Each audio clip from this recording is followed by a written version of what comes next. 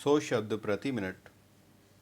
Yes, हमारे आदि ग्रंथों में नारी के महत्व को मानते हुए यहाँ तक बताया गया है कि जहाँ नारी की पूजा होती है वहाँ देवता निवास करते हैं।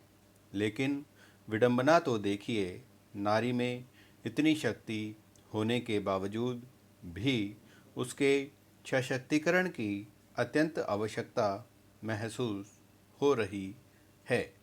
महिलाओं के आर्थिक सशक्तिकरण का अर्थ उनके आर्थिक फैसलों, आय, संपत्ति और दूसरे वस्तुओं की उपलब्धता से है। इन सुविधाओं को पाकर ही वह अपने सामाजिक स्तर को ऊंचा कर सकती है। राष्ट्र के विकास में महिलाओं का महत्व और अधिकार के बारे में समाज में जागरूकता लाने के लिए मातृ दिवस, अंतर्राष्ट्रीय महिला दिवस आदि जैसे कई सारे कार्यक्रम सरकार द्वारा चलाए जा रहे हैं। महिलाओं को कई क्षेत्र में विकास की ज़रूरत है।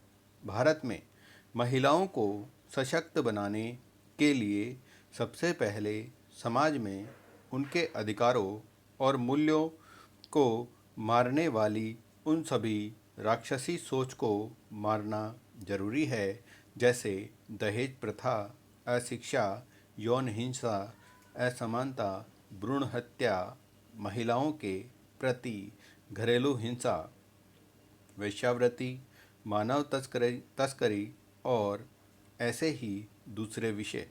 अपने देश में उच्च स्तर की लैंगिक असमानता है, जहां महिलाएं अपने परिवार के साथ ही बाहरी समाज के भी बुरे बर्ताव से पीड़ित है। भारत में अनपढ़ों की संख्या में महिलाएं सबसे अव्वल हैं। नारी सशक्तिकरण का असली अर्थ तब समझ में आएगा जब भारत में उन्हें अच्छी शिक्षा दी जाएगी और उन्हें इस काबिल बनाया जाएगा कि वो हर क्षेत्र में स्वतंत्र होकर फैसले कर सकें।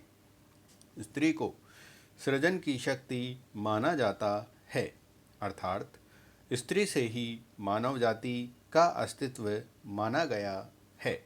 इस सृजन की शक्ति को विकसित परिष्कृति कर उसे सामाजिक, आर्थिक, राजनीतिक, न्याय, विचार, विश्वास, धर्म और उपासना की स्वतंत्रता, अवसर की समानता का सुअवसर प्रदान करना ही नारी सशक्तिकरण का आशय है।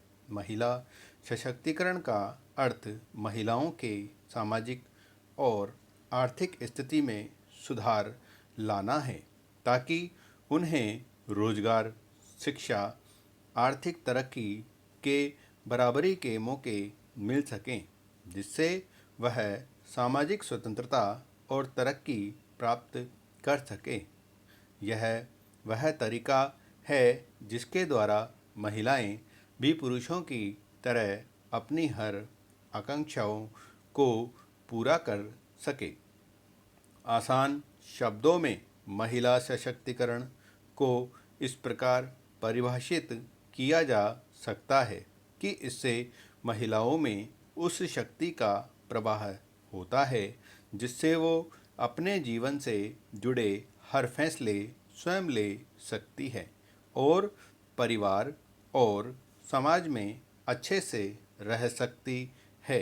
समाज में उनके वास्तविक अधिकार को प्राप्त करने के लिए उन्हें सक्षम बनाना ही महिला सशक्तिकरण है। भारत में महिला सशक्तिकरण की आवश्यकता के बहुत से कारण सामने आते हैं। प्राचीन काल के अपेक्षा मध्यकाल में भारतीय महिलाओं के सम्मान स्तर में काफ़ी कमी आई।